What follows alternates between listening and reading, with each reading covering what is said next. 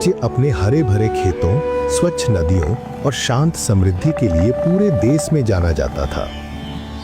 लेकिन राज्य की ये शांति अब एक अभूतपूर्व उत्सव में बदल चुकी थी। कारण था राजकुमार उदयभान का आगामी राज्याभिषेक। राजमहल को फूलों और सुनहरी झालरों से सजाया गया था। जश्न का माहौल था, लेकिन ये खुशी केवल खास लोगों के लिए थी। समारोह में केवल प्रभावशाली जागीरदार, धनी व्यापारी और शाही परिवार के सदस्य ही आमंत्रित थे। गांव की गरीब और साधारण बस्ती में रहने वाली शोभा के दिल में भी राजकुमार को देखने की तीव्र इच्छा थी। शोभा की उम्र लगभग 20 वर्ष थी, लेकिन उसका शरीर बौना था। वो छोटी थी, उसके कपड़े मैले होते थे और लोग अक्सर उस पर हंसते थे। लेकिन उसकी आंखें सपनों, दयालुता और साहस से भरी थी। वो अपने वफादार पालतू खरगोश चुन्नू को गोद में लिए महल की ऊंची दीवारों को देखती रहती। काश मैं बस एक बार राजकुमार को देख पाती, वो फुसफुसाती। लेकिन महल का दरवाजा, जिसे सोने के नक्काशीदार लोहे से बनाया गया था, एक स्पष्ट संदेश देता था, तुम्हारे जैसे लोगों का यहां प्रवेश वर्जित है। शोभा उदास होकर महल के मुख्य द्वार से दूर एक पुरानी जाली के पास बैठ गई। उसने अपने गले में लटके दादी के दिए जादुई लॉकेट को छुआ। यह लॉकेट एक साधारण चांदी की चेन में बंधा था, जिसमें एक छोटा सा पन्ना लगा था। यह उसकी दादी की अंतिम निशानी थी। जैसे ही शोभा ने उदासी में लॉकेट को छुआ और महल की ओर अपनी इच्छा को दोहराया, लॉकेट अचानक तेज पन्ने की रोशनी से चमक उठा। वो रोशनी शोभा को चारों ओर से घिरने लगी। उसकी बौनी काया में एक अविश्वसनीय परिवर्तन आने लगा। कुछ ही पलों में धुएं के छटते ही शोभा अब वो गरीब बौनी लड़की नहीं थी। वो एक अद्भुत, लंबी और बेहद सुंदर शाही राजकुमारी में बदल चुकी थी। उसने एक शानदार चमकीले नीले रंग का गाउन पहना था और उसके बाल हीरे के मुकुट में सजे थे। उसका खरगोश चुन्नू भी उसके पैरों के पास बैठा था। अब वो चमचमाता हुआ फुर्तीला सफेद खरगोश बन चुका था, जिसकी आंखें दो नीले रत्नों जैसी थीं। लोगों ने समझा कि ये कोई दूर के राज्य की राजकुमारी है और उन्होंने तुरंत रास्ता दे दिया। शोभा और चुन्नू बिना किसी रोक टोक के उस महल में प्रवेश कर गए, जहां कुछ देर पहले उनका उपहास उड़ाया जा रहा था। राजमहल के अंदर का वैभव अद्भुत था, लेकिन शोभा का ध्यान कहीं और था। समारोह की तेज आवाजों से दूर वो एक शांत गलियाने से गुजर रही थी। तभी उसने एक कोने से धीमी दबी हुई फुसफुसाहट सुनी। दीवार के पीछे छिपकर शोभा ने राजकुमार उदयभान और उसकी चाची माधवी को बात करते हुए सुना। उदयभान की आवाज में तनाव था। चाची, उस पुराने खजाने का रहस्य मुझे परेशान कर रहा है। यह खजाना जंगलूर के इतिहास का सबसे बहुमूल्य खजाना है और यह केवल नए राजा के अधिकार में आ सकता है। माधवी ने फुसफुसाया कि उन्होंने पुरातन नक्शों से कुछ संकेत जुटाए हैं, लेकिन पूरा रहस्य, खजाने का स्थान और उसे खोलने का तरीका अभी भी किसी को नहीं पता था। केवल उदयभान और माधवी को कुछ प्राथमिक सुराग पता है। शोभा के कान खड़े हो गए। उसने अपने गांव की गरीबी देखी थी। वो जानती थी कि यह खजाना न केवल राज्य बल्कि उसके गरीब गांव के लोगों का भविष्य बदल सकता है। उसने मन ही मन ठान लिया कि वो इस खजाने को गरीबों के भले के लिए हासिल करेगी। अचानक एक और आवाज ने शोभा का ध्यान खींचा। ये उदयभान का चचेरा भाई नरेंद्र था, एक ईर्ष्यालु चालाक व्यक्ति जिसकी आंखें सत्ता के लालच में चमकती थीं। नरेंद्र ने उदयभान को एक गुप्त कमरे में बुलाया, जिसकी दीवारों पर अजीबोगरीब जादुई प्रतीक बने थे और जहां काली दवाइयां और रोगनियां रखी थीं। नरेंद्र ने उदयभान को एक चांदी के प्याले में रस पीने को दिया। कहा कि यह शक्ति और अच्छे स्वास्थ्य का पेय है। जैसे ही उदयभान रस पीने लगा, नरेंद्र ने एक भयानक मुस्कान के साथ अपना घिनौना रहस्य स्वीकार किया। तुम्हारे पिता को मैंने ही जहर दिया था उदयभान, और तुम्हारी दादी महान जादूगरनी वैदेही पर झूठा आरोप लगाकर उन्हें इस शापित जंगल में निर्वासित कराया, ताकि मैं ही राजा बन सकूं। रस में मिला भयानक जहर तुरंत अपना असर दिखाने लगा। उदयभान के शरीर से एक चीख निकली और वह देखते ही देखते एक छोटे कांपते हुए बंदर में बदल गया। इस भयानक घटना के दो गवाह थे, शोभा राजकुमारी के रूप में और उदयभान का सबसे वफादार सैनिक अंगरक्षक भैरव, जो पर्दे के पीछे छिपा था। नरेंद्र अपनी जीत का जश्न मनाने वाला था। तभी शोभा ने फुर्ती से काम लिया। वह तुरंत सामने आई। उसने बंदर बने उदयभान को पकड़ लिया और उसे प्यार से शांत किया। भैरव भी तुरंत उनके पास आ पहुंचा। शोभा ने बंदर उदयभान की आंखों में देखा और एक सौदा किया। मैं तुम्हें इंसान बनाऊंगी राजकुमार, मैं तुम्हें तुम्हारा राज्य वापस दिलाऊंगी, लेकिन बदले में तुम्हें वह पुराना खजाना मेरे गांव के लोगों को देना होगा। बंदर उदयभान अपनी लाचारी और निराशा में अपनी गर्दन हिलाकर मजबूरी में मान गया। तभी नरेंद्र के सैनिक कमरे में घुस आए। शोभा ने चुन्नू को अपनी बाहों में दबाया, भैरव ने अपनी तलवार निकाली और तीनों शोभा, भैरव, चमकीला, चुन्नू और बंदर उदयभान महल से जान बचाकर भागे। उनके पीछे नरेंद्र के सैनिकों की चिल्लाहट गूंज रही थी, लेकिन भैरव ने उन्हें एक गुप्त मार्ग से चकमा दिया और वे जंगल की ओर दौड़ पड़े। भैरव को जंगल के गुप्त रास्तों की जानकारी थी। वे महल की सुरक्षा से बचकर निकल गए और जंगलों की ओर चल पड़े। रास्ते में वे छोटे छोटे गांवों से गुजरे, जहां के लोग शोभा को उसकी राजकुमारी वाली वेशभूषा के कारण असली राजकुमारी समझकर सम्मान देते थे और उनकी मदद करते थे। यह शोभा के लिए एक अजीब अनुभव था।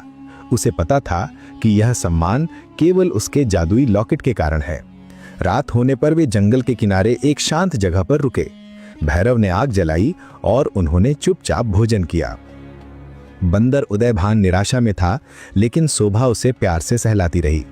अगली सुबह भैरव ने उन्हें उस शापित जंगल के किनारे ला खड़ा किया, जहां जादूगरनी वैदेही को निर्वासित किया गया था।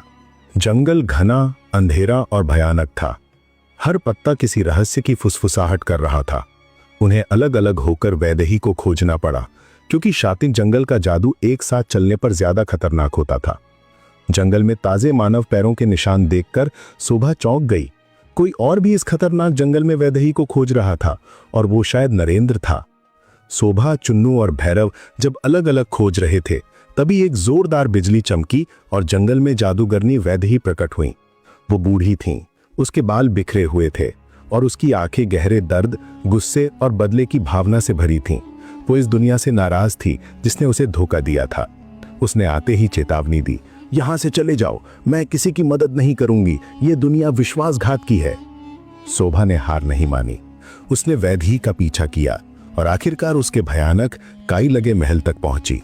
शोभा ने वैदेही के सामने झुककर अपनी असली पहचान और पूरी सच्चाई बताई।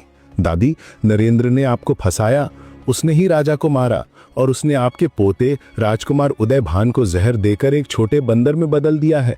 केवल आप ही हैं जो हमें बचा सकती हैं और राज्य को भी। शोभा की आंखों की सच्चाई और पवित्रता ने वैदेही के दिल को छू लिया।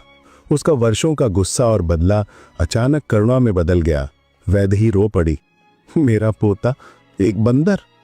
वैदेही ने अपना गुस्सा और दर्द एक तरफ रखकर अपने पोते की मदद करने के लिए तैयार हो गई। जादूगरनी वैदेही ने बताया कि जहर को काटने का इलाज एक अत्यंत दुर्लभ जड़ी बूटी में है, जो एक भयानक दानव कर्कश के महल में छिपी है। उसने शोभा और भैरव को तैयार होने को कहा। शोभा और भैरव जड़ी बूटी लाने के लिए दानव के महल की ओर चल पड़े। ये यात्रा बेहद खतरनाक थी। महल की ओर जाने वाले रास्ते तंग और फिसलन भरे थे। गुफाओं में मंद रोशनी थी और हर कदम पर जादुई जाल बिछे थे। भैरव ने अपनी ताकत और तलवार का इस्तेमाल किया, जबकि शोभा ने अपनी तेज बुद्धि और चुन्नू की तेज इंद्रियों का उपयोग किया। आखिरकार वे जड़ी बूटी के पास पहुंचे, जो एक प्राचीन वेदी पर रखी थी। जैसे ही उन्होंने उसे छुआ, भयानक दानव कर्कश जाग गया। वो विशाल और क्रूर था और वो उनकी ओर दहाड़ता हुआ भागा। शोभा और भैरव ने मिलकर काम किया। भैरव ने दानव को व्यस्त रखा, जबकि शोभा ने अपनी चतुराई से दानव को महल के एक संकरे मार्ग में धकेल दिया, जहां वो फंस गया। वे जड़ी बूटी लेकर जान बचाकर भाग निकले। जड़ी बूटी लेकर वे बिना देर किए जादूगरनी वैदेही के पास लौटे। वैदेही ने जड़ी बूटी को ध्यान से पीसा, उसमें जादुई जल और मंत्रों का उपयोग किया और एक चमकदार सुनहरी दवा तैयार की।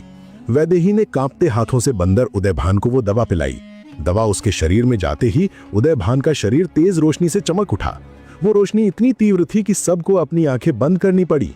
रोशनी के शांत होते ही बंदर गायब हो गया और उसकी जगह राजकुमार उदयभान अपने असली सुंदर रूप में खड़ा था। वो आजाद था, इंसान था और जिंदा था। वैदेही और भैरव खुशी से रो पड़े और शापित जंगल में जैसे खुशी की एक लहर दौड़ गई। उदयभान ने सबसे पहले शोभा को धन्यवाद दिया, जिसने उसकी जान बचाई थी। जब उदयभान इंसान बन गया और खतरा टल गया, शोभा ने एक कठिन निर्णय लिया। उसने अपनी गर्दन से लॉकेट को छुआ और अपनी असली पहचान को सामने लाने का फैसला किया। जैसे ही लॉकेट की चमक फीकी पड़ी, शोभा का सुंदर राजकुमारी वेश हट गया और वो अपनी असली गरीब बौनी लड़की के रूप में सबके सामने खड़ी थी। एक पल के लिए चुप्पी छा गई। शोभा ने सबके सामने अपनी बात रखी। मैंने झूठ बोला, मैं एक गरीब लड़की हूं। मैंने ये सब इसलिए किया क्योंकि मुझे लगा कि खजाना मेरे गांव के गरीब लोगों की जरूरत है। मैंने झूठ बोला, लेकिन मेरा दिल साफ था। उदयभान, भैरव और वैदेही शोभा की ईमानदारी और उसके बलिदान को देखकर भावुक हो गए। उदयभान ने कहा, शोभा, तुमने मेरे लिए जान जोखिम में डाली। तुमने मेरे लालची भाई का सच सामने लाई। तुम्हारा दिल, तुम्हारी नीयत, तुम्हारे कपड़े या रूप से कहीं अधिक शाही है। वैदेही ने प्यार से शोभा के सिर पर हाथ फेरा और कहा, दिल से राजकुमारी वही होती है जिसकी नीयत शुद्ध हो। तुम जगलूर की असली राजकुमारी हो। तीनों ने उसे माफ कर दिया और उसे सम्मान दिया। उदयभान, शोभा, भैरव और वैदेही जब जगलूर महल पहुंचे तो समारोह अपने चरम पर था। सिंहासन पर चढ़ने के लिए तैयार नरेंद्र भव्य शाही वस्त्रों में लिपटा हुआ था और उसके चेहरे पर जीत की घमंडी मुस्कान थी। दरबारियों और विदेशी मेहमानों की भीड़ में उदयभान के अचानक प्रकट होने से सन्नाटा छा गया। नरेंद्र का चेहरा सफेद पड़ गया। उसने क्रोध और भय में दहाड़ते हुए कहा, तुम जिंदा कैसे हो सकते हो? और ये बुढ़िया और किसान की बच्ची यहां क्या कर रही हैं? इन्हें तुरंत गिरफ्तार करो। नरेंद्र ने तुरंत अपने वफादार सैनिकों को आदेश दिया और खुद एक काले जादू का गोला वैदेही और उदयभान पर फेंक दिया। वैदेही तुरंत आगे बढ़ी। उसने अपनी शक्ति से नरेंद्र के वार को अग्नि की ढाल बनाकर रोक लिया। दोनों के बीच एक भयंकर जादुई द्वंद्व शुरू हो गया। वैदेही के हाथों से स्वर्णिम प्रकाश निकल रहा था जो उसकी शुद्ध शक्ति थी, जबकि नरेंद्र का काला जादू दीवारों और स्तंभों से टकराकर चिंगारियां पैदा कर रहा था। नरेंद्र ने चिल्लाकर कहा, दादी, तुमने मुझे धोखा दिया। अब मैं तुम्हें भी खत्म कर दूंगा। वैदेही की आंखों में आंसू थे। तुमने सत्ता के लिए मेरे बेटे की हत्या की और मेरे पोते पर जहर डाला। तुम्हारा पतन निश्चित है। जब जादू की लड़ाई चल रही थी, भैरव अपनी तलवार लेकर नरेंद्र के बचे खुचे भाड़े के सैनिकों पर टूट पड़ा। वह अपनी असाधारण गति और ताकत से उन्हें पलक झपकते ही काबू में कर रहा था। वहीं शोभा, जो अब अपने असली बौने रूप में थी, अपनी चतुराई का इस्तेमाल कर रही थी। उसने देखा कि नरेंद्र का ध्यान पूरी तरह से वैदेही से लड़ने में लगा है। वो फुर्ती से मंच के पीछे गई और एक रस्सी का जाल खींचकर नरेंद्र को अस्थिर कर दिया। इस क्षणिक चूक का फायदा उठाकर वैदेही ने अपना सबसे शक्तिशाली मंत्र फेंका। मंत्र सीधे नरेंद्र से टकराया। नरेंद्र का काला जादू वापस उसी पर पलट गया। वह दर्द से चीखा, जमीन पर गिर पड़ा और उसकी आंखों से घमंड गायब हो गया। भैरव ने तुरंत उसे लोहे की बेड़ियों में जकड़ लिया। न्याय का क्षण आ चुका था। उदयभान ने दरबारियों की ओर देखा और न्यायपूर्ण राजा के रूप में अपना पहला आदेश दिया। नरेंद्र को उसके जघन्य अपराधों के लिए कठोरतम दंड दिया जाए। न्याय स्थापित होने के बाद महल में जश्न की जगह एक गंभीर शांति छा गई। अब समय था वादे को निभाने का। उदयभान और शोभा ने खजाने के रहस्य को सुलझाने के लिए घंटों पुराने कागजात और पीले पड़ चुके नक्शों का अध्ययन किया। उन्हें पता चला कि खजाना केवल एक राजा की मोहर और एक विशेष साहस की कुंजी के संयोजन से खुल सकता है। नक्शे में खजाने का स्थान महल के सबसे पुराने हिस्से पुरातन पुस्तकालय के ठीक नीचे दर्शाया गया था।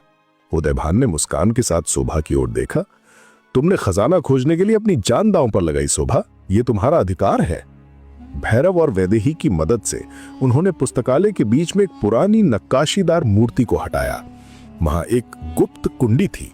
उदयभान ने अपनी शाही मोहर लगाई और शोभा ने अपने जादुई लॉकेट से निकली ऊर्जा को कुंजी के रूप में इस्तेमाल किया।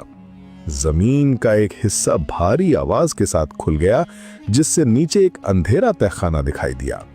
वे मशाल लेकर तहखाने में उतरे। वहां एक विशाल लौह आबद्ध संदूक रखा था। जब उदयभान ने संदूक का ताला खोला तो तहखाना सोने, चांदी और जवाहरात की चमक से भर उठा। रत्न ऐसे चमक रहे थे जैसे वे स्वयं छोटे तारे हों। यह खजाना जगलूर की सदियों की मेहनत और समृद्धि का प्रतीक था। उदयभान ने संदूक की ओर इशारा करते हुए शोभा से कहा, शोभा, मैंने तुम्हें आधा राज्य देने का वादा किया था, लेकिन खजाना उस वादे से कहीं ज्यादा है। ये सब तुम्हारा है।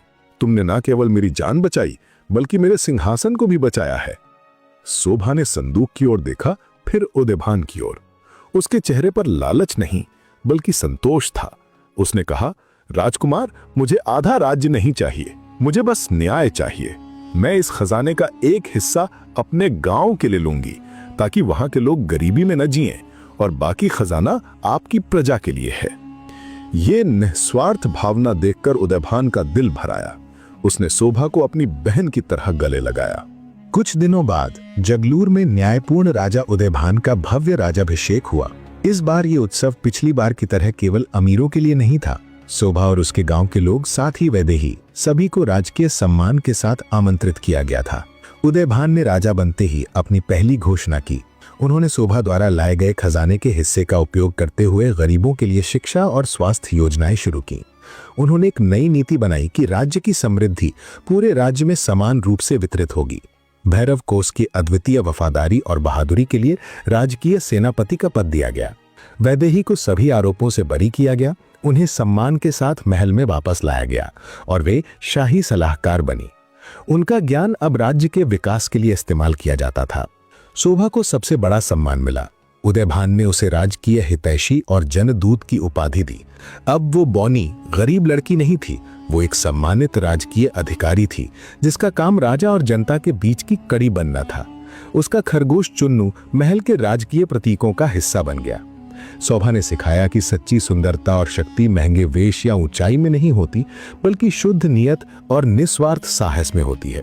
जगलूर राज्य में शांति, न्याय और तीव्र विकास का नया युग शुरू हुआ। उदयभान और शोभा की कहानी गरीबी, जादू और एक सौदा जो अंततः न्याय और प्रेम में बदल गया, राज्य की सबसे प्रिय लोक कथा बन गई। ये कहानी हमेशा याद दिलाती थी कि एक शासक का सबसे बड़ा धन उसके खजाने में नहीं, बल्कि उसकी प्रजा और उसके सहयोगियों की ईमानदारी में होता है।